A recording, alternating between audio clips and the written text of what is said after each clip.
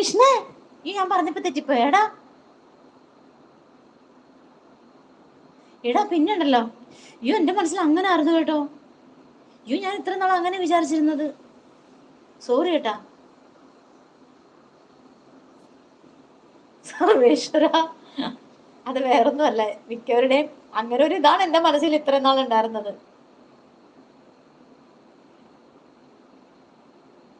നേരി ഈ നിമിഷം വരെ ഞാൻ അങ്ങനെ ചിന്തിച്ചു വെച്ചിരുന്നത്.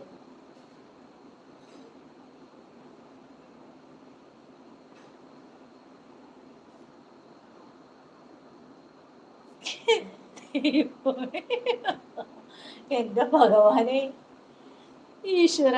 പോട്ടെ, അത് വേറൊന്നുമല്ല, ഓരോരുത്തരുടെ